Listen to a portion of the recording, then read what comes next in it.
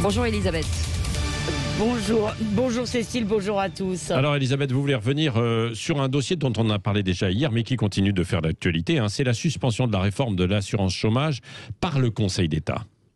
Eh bien oui, parce qu'un paquet de gens hier, de l'opposition, des syndicats, des médias, sans oublier notre cher Alexis Poulain, ont salué une nouvelle gifle pour Macron. Et bien sûr, il y a 1000 raisons de critiquer cette réforme et pourtant ils ont tort, parce que mine de rien, la haute juridiction vient de mener un coup d'État institutionnel en censurant le gouvernement, non pas au nom de la légalité, ce qui est son rôle, mais au nom de l'opportunité. Alors aujourd'hui, tous ces gens se réjouissent qu'une réforme qui a été décidée par un président et adoptée par une majorité pour lesquelles ils n'ont pas voté ait été retoquée. Demain, ce sont des lois qu'ils approuvent ou qu'ils réclament qui connaîtront le même sort.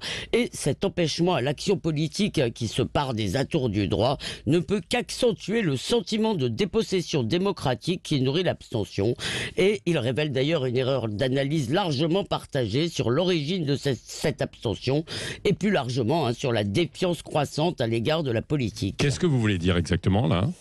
Eh bien que contrairement à un lieu commun répandu, ce n'est pas l'autoritarisme ou l'activisme du pouvoir qui éloigne les électeurs des urnes, c'est son impuissance. Pourquoi se déplacer pour élire des dirigeants qui sont incapables d'agir sur le cours des choses D'ailleurs, l'affaire de l'assurance chômage est doublement emblématique, parce qu'en fait, elle avait été exigée par l'Europe et elle a été arrêtée par le Conseil d'État. Mais dans tout ça, à quoi sert le gouvernement ?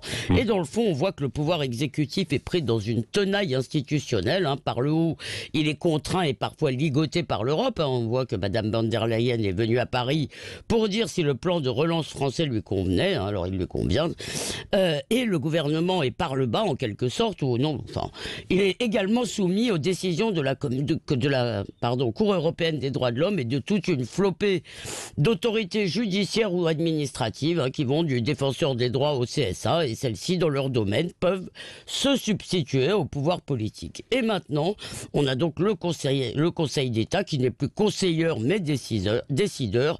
Et en l'occurrence, en plus, sans doute les conseillers d'État veulent-ils faire payer à Emmanuel Macron la réforme de l'ENA annoncée. Or, non seulement ces instances ne sont pas élues, mais elles ne sont pas responsables devant les électeurs. Si vous n'êtes pas satisfait du gouvernement, eh bien vous allez voter. Si vous n'êtes pas content des décisions de l'Union européenne ou du Conseil d'État, eh bien vous n'avez qu'à la fermer. Alors non, cette décision n'est pas une gifle au gouvernement, elle est une gifle à tous les citoyens. Merci, le regard libre comme chaque matin à 8h15 d'Elisabeth.